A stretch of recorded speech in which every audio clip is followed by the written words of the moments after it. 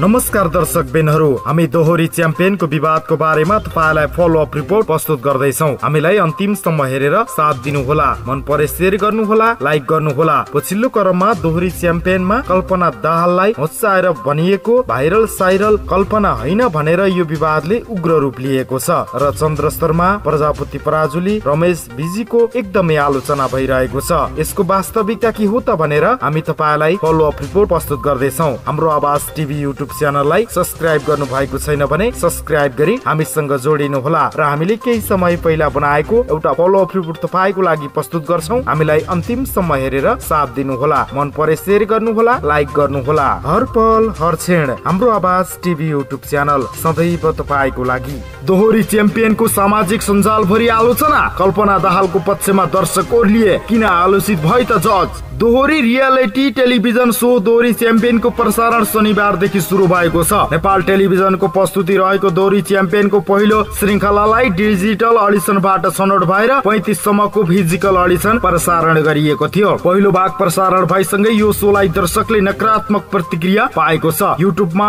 यो शोलाई लिएर दर्शकले आलोचना गरिरहेका छन्। यसको मुख्य कारण भने यसका निर्णायकहरू हुन्। लोकदोहोरी क्षेत्रमा स्थापित कलाकारहरूले समेत दोहोरी च्याम्पियनमा निर्णायकको निर्णय गर्ने शैली लिएर सामाजिक सञ्जालभरि आलोचना गरिरहेका छन्। दोहोरी च्याम्पियनको निर्णायकको रूपमा लोकदोहोरी गायक प्रजापति पराजुली, लोकदोहोरी गायिका सीता थापा, राष्ट्रिय लोकदोहोरी तथा प्रतिष्ठान अध्यक्ष समेत रहेका गीतकार रमेश विजी र गायक गीतकार चन्द्र शर्मा रहेका छन्। यस्तै लोकदोहोरी गायक बद्री पङ्गेनी र लोकदोहोरी गायिका प्रीति आलेले दोहोरी च्याम्पियनको सञ्चालनको भूमिका निभाइरहेका छन्। शनिबार युट्युबमा सार्वजनिक भएको पहिलो श्रृंखला अधिकांश प्रतिक्रिया आलोचनाले नै भरिएका छन्। अझ विशेष गरी निर्णायक चन्द्र शर्माले लोकदोहोरी गायिका कल्पना दाहालमाथि गरेको टिप्पणीमाथि धेरैले आक्रोश बगेका छन्। कल्पना दाहालको प्रस्तुतिपछि चन्द्र शर्माले प्रश्न गरेका छन्, हामीले अरू कुनै टिभीतिर देखेको कल्पना बहिनी हो तपाईँ अरू दोहोरी एक दुई कता कता भाइरल साइरल भएको बहिनी हो, त्यही कल्पना बहिनी हो जुन प्रश्नमा निर्णयको प्रतिक्रियालाई होच्चाएको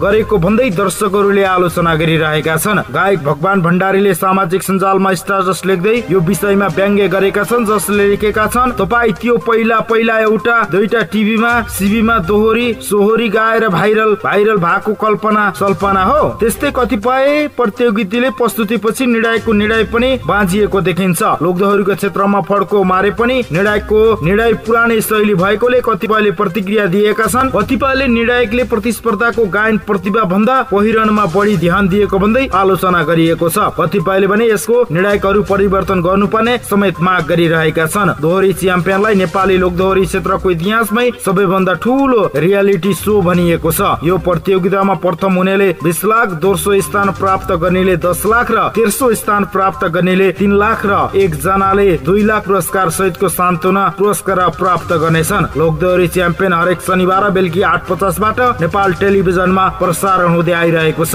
पछिल्लो क्रममा चन्द्र शर्माले कल्पना दाहाललाई टिप्पणी गरेसँगै जताततै चर्चा चलिरहेको छ र पहिरनमा र उनको गायन क्षेत्रमा उनले गाउने शैलीमा यसरी प्रतिक्रिया दिँदा दर्शकहरू रिसाइरहेका छन्, आक्रोशित भइरहेका छन्। यसको वास्तविकता के हो फलोअप रिपोर्ट तपाईलाई हामी प्रस्तुत गरिरहेका छौं। हामीलाई अन्तिमसम्म हेरेर साथ दिनु होला। दोहोरी च्याम्पियनमा राजु परियार सहितका नयाँ निर्णायकहरू नआए सो नै बहिष्कार गर्ने चेतावनी। हामीलाई अन्तिमसम्म हेरेर साथ दिनु होला। दर्शकबिनहरू, हामी तपाईलाई फलोअप रिपोर्ट प्रस्तुत गरिरहेका छौं। दोहोरी च्याम्पियनको पहिलो भागमै विवाद सिर्जना भएपछि अहिले कि त उक्त कार्यक्रम बन्द गर्न न त भने निर्णायकहरू परिवर्तन गर्ने चर्को दबाव आइरहेको छ। दोहोरी गायिका कल्पनाको दोहोरीलाई लिएर गरिएको टिप्पणीले अहिले निर्णायकमाथि नै गालीको वर्षा आइरहेको छ। अहिलेको निर्णायकहरू कायमै रहिरहे सो नै बन्द गर्ने चेतावनी दिएका छन्। बहिष्कार गर्ने युट्युबका दर्शकहरूले प्रतिक्रिया दिएका छन्। निर्णायक परिवर्तन गरेर राजु परियार लगायतका अन्य गायक राख्नुपर्नेमा माग उठिरहेको छ।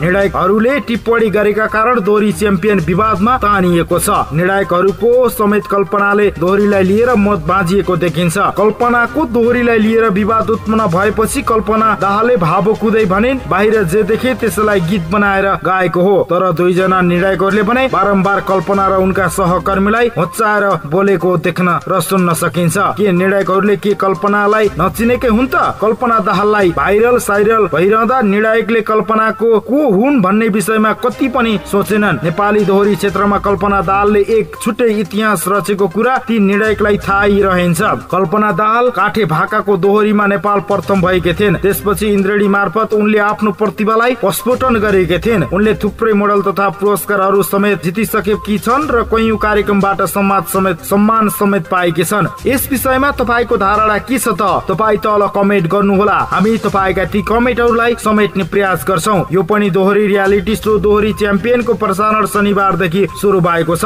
नेपाल टेलिभिजनको प्रस्तुति रहेको दोहोरी च्याम्पियनको पहिलो श्रृंखलामा डिजिटल अडिसनबाट छनौट भएका 35 समूहको फिजिकल अडिसन प्रसारण गरिएको छ। पहिलो भाग प्रसारण भएसँगै सो दर्शकहरूले नकारात्मक प्रतिक्रिया दिएका छन्। युट्युबको शोलाई लिएर दर्शकहरूले आलोचना गरिरहेका छन्। यसको मुख्य कारण भने यसलाई निर्णायकहरू हुन्। दोहोरी क्षेत्रमा स्थापित भएका समेत दोहोरी च्याम्पियनका निर्णायकहरूले निर्णय गर्ने शैलीलाई लिएर सामाजिक सञ्जालमा आलोचना गरिएको छ। दोहोरी च्याम्पियनको निर्णायकको रूपमा लोकदोहोरी गायक प्रजापति पराजुली, लोकदोहोरी गायिका सीता थापा, राष्ट्रिय लोकदोहोरी गीत प्रतिष्ठानका अध्यक्ष समेत रहेका गीतकार रमेश विजी र गायक तथा गीतकार चन्द्र शर्मा छन्। यस्तै दोहोरी गायक बद्री पङ्गेनी र लोकदोहोरी गायिका प्रीति आलेले दोहोरी च्याम्पियनको सञ्चालनको भूमिका खेलिरहेका छन्। अधिकांश प्रतिक्रिया आलोचना नै भरिएका छन्। अझै विशेष गरी निर्णायकमा चन्द्र शर्माले लोकदोहोरी गायक कल्पना दाहालमाथि गरेको टिप्पणीलाई धेरैले आक्रोश पोखिरहेका छन्। कल्पना दाहालले प्रस्तुतिपछि चन्द्र शर्माले प्रश्न गरेका छन्, हामीले अरू कुनै टिभीतिर देखेको कल्पना बहिनी हो तपाईहरू? दोहोरी 1, 2 चोटि कता कता भाइरल साइरल भएको बहिनी हो? त्यही कल्पना बहिनी हो जुन प्रश्नमा निर्णायकको प्रतियोगितालाई होच्चाएर प्रश्न गरेको भन्दै दर्शकहरूले आलोचना गरिरहेका छन्। गायक भगवान भण्डारीले सामाजिक सञ्जालमा स्ट्याटस लेख्दै भनेका छन्, व्यङ्ग्य गरेका छन्। उनले लेखेका छन्, तपाई त्यो पहिला एक दुईटा टिभी शोमा देखेको दोहोरी गायक भाइरल साइरल भएको कल्पना दाहाल हो? त्यस्तै कतिपय प्रतियोगिताले प्रस्तुतिपछि निर्णय पनि बाँचिएको देखिन्छ। लोकदोहोरी क्षेत्रमा फड्को मार्ने पनि निर्णायकको निर्णय पुरानै शैली भएकोले कतिपयले प्रतिक्रिया दिएका छन्। कतिपयले निर्णायकको प्रतिस्पर्धाको गायन प्रतिभा भन्दा पहिरनमा बढी ध्यान दिएको भन्दै आलोचना गरिरहेका छन्। कतिपयले भने यसलाई निर्णायकहरू परिवर्तन गर्नुपर्ने नत्र